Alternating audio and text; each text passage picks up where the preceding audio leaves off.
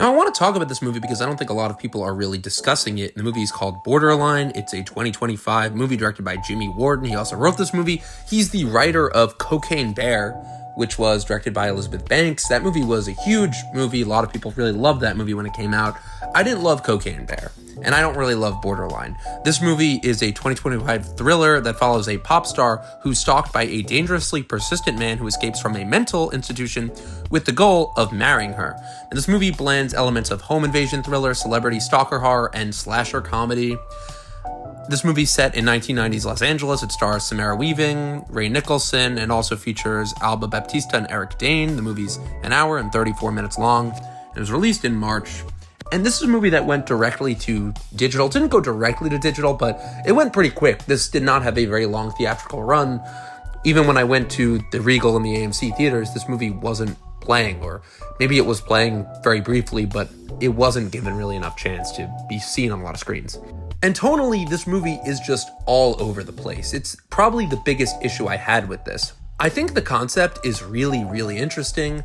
What if a mentally ill stalker person went after a pop star? I think the slasher idea, someone going after a pop star, is interesting. But this movie just adds in so many different elements that don't really work. For example, there's moments in here that feel very tense, almost like we're watching a sad drama movie. I would say it's more in line with thriller. There's a scene where this family is kidnapped. Eric Dane plays the security guard of Samara Weaving's character. And I didn't like the whole story here. Just to me is kind of broken. I didn't like Cocaine Bear. I thought that movie was very thin. It's a movie that really just has this kind of thin story about a bear that gets addicted to cocaine. The characters in that were not that interesting or original. They were just kind of built to serve this silly story. It's the same way here.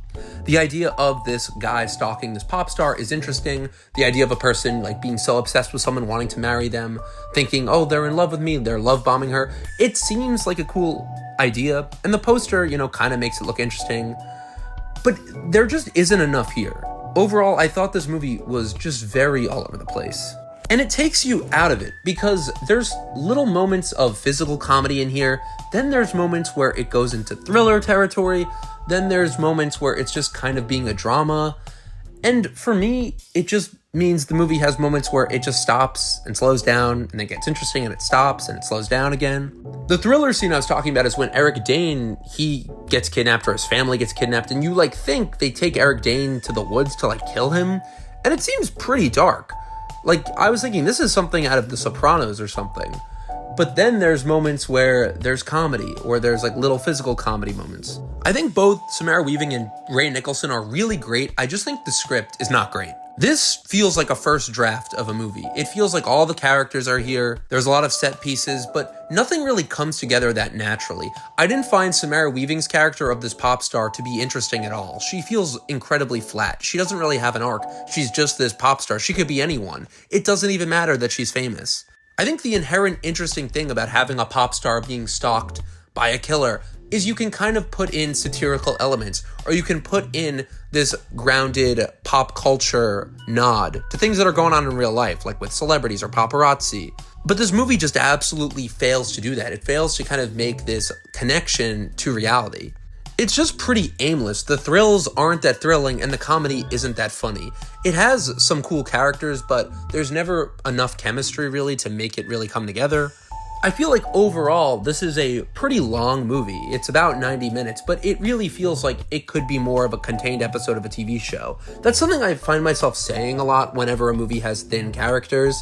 It feels like a show, because in a show, characters are usually established. So then when you have an episode or you have a conflict of a story, it kind of just is about that one conflict. That's how this movie feels.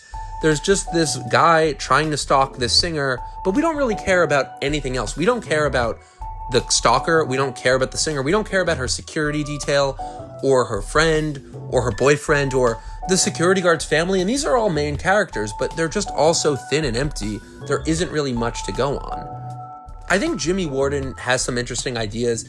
It's the same exact problem as Cocaine Bear to me, though, where the inherent idea is interesting, but the execution leaves so much to be desired.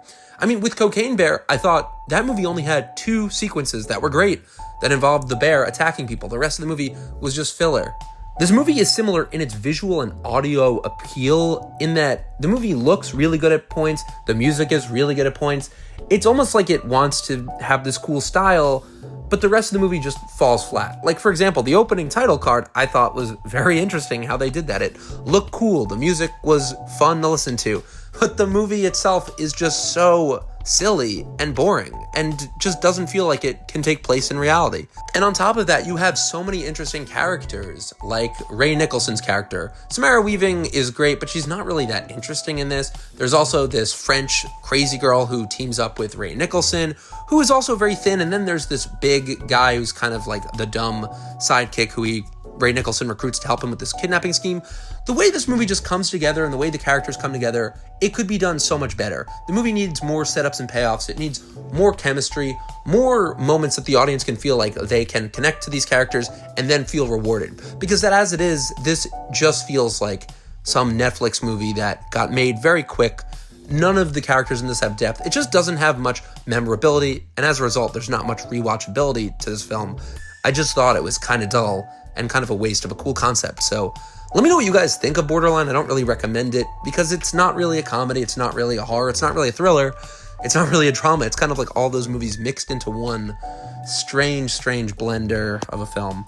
So I didn't love it. I saw this movie about a month ago, but I'm reviewing it because I was recently discussing this and I want to talk about Borderline.